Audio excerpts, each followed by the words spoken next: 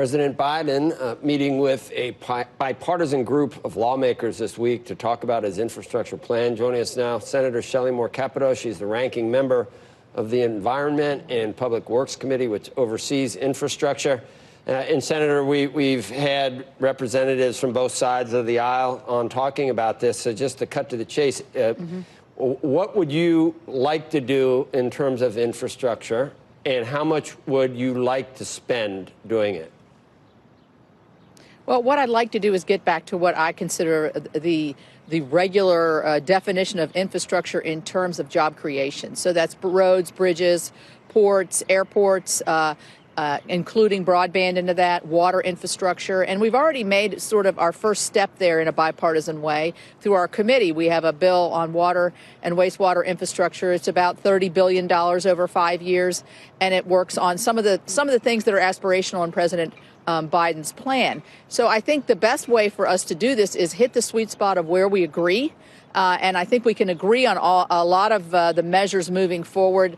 How much, I would say probably into the $600 or $800 billion, but we haven't put all of that together yet. But I think that if we're going to do this together, which we want to do and is our desire, we've got to find those areas and take away the extra infrastructure areas that the president's put into his bill, like home health aides and school building and all of these kinds of things. Because the other side of it is trying to pay for it with what we've already spent on the last couple of stimulus bills. So it would seem that you'd want to be somewhat frugal about what you would include. You'd want to get it done, obviously, what you just talked about, but you really don't want to raise taxes a lot with the economy in the position that it's in right now. So what would you do to pay for your $600 to $800 billion? Would you do usage? Do you think corporate taxes should go up? Maybe not to 28, but maybe Manchin talks about 25.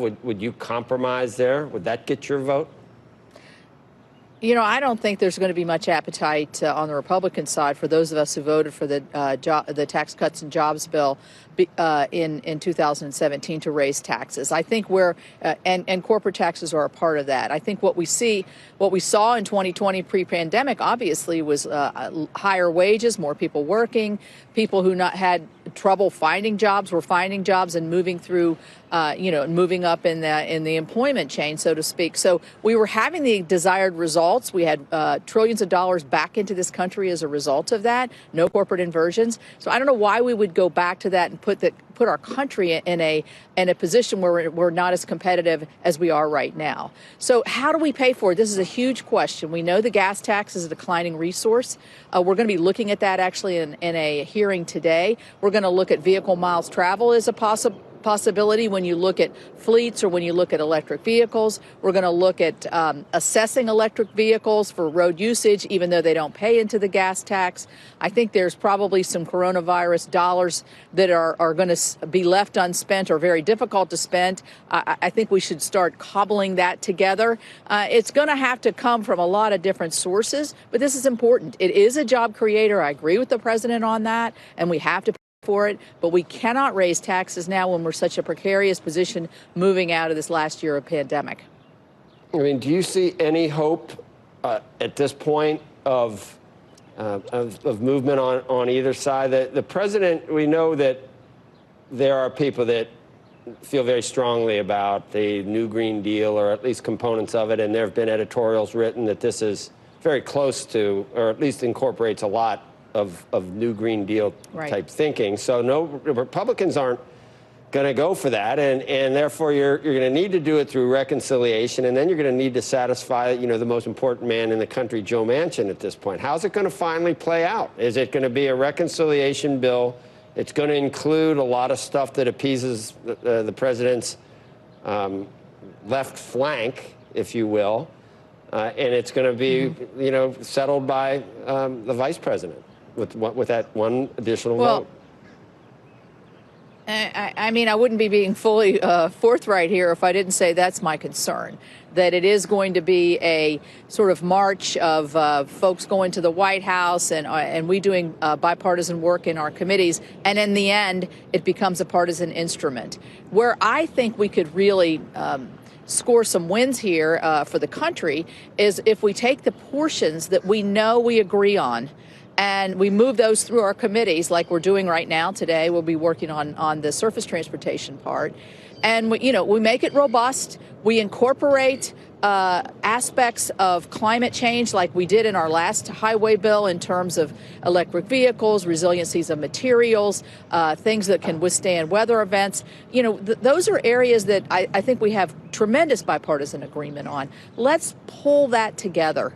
And if there are other things that they want to do, they being the Democrats or the president want to do in a more dramatic fashion that can't attract at least 10 Republicans, that's, I think, their reconciliation vehicle. And that's what I would use to raise your taxes if that's what they want to do, or to incorporate some more of the things that I don't happen to agree with, some more of the Green Deal issues or some more of the social infrastructure issues. So I think that we can find this because, it's spring here at the Capitol. So spring's eternal. Yeah, I know. Optimism springs eternal. Senator, question on just a different subject that's in the news this morning. 700 companies and CEOs have now published a letter in the New York Times and the Washington Post today effectively condemning the idea of some of these voting bills that are being circulated in now 47 different states, including West Virginia, around potentially limiting voting, calling for making voting more accessible.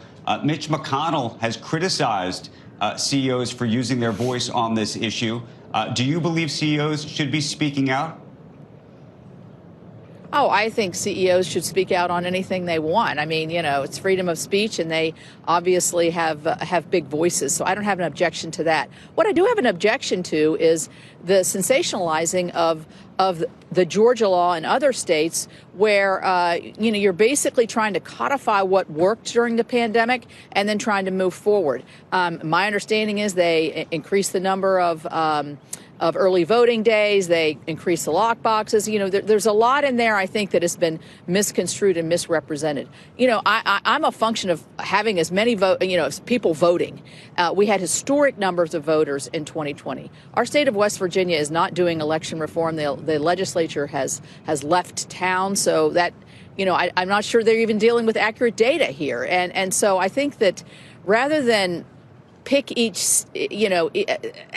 pick things out that are going to be construed as limiting voting, let's look where we're opening up voting. More vote by mail, more abilities to early vote, longer hours. These are the things that worked under the pandemic, and I think these are the things that states are looking at. And I think this is just a march to be able to pass the big bill here, which politicizes the FEC, which makes public financing of campaigns a part of the law. There's all kinds of things in the voting rights bill that they're trying to move through the Senate that is just way over the top. And I don't know that these CEOs are involved in that particular item, but I think that they want the same things we do, which is more people voting. And we had that last time in millions and millions of new voters. Senator Capito, thank you for weighing in on all these issues. Thank you. Hope to see you again soon.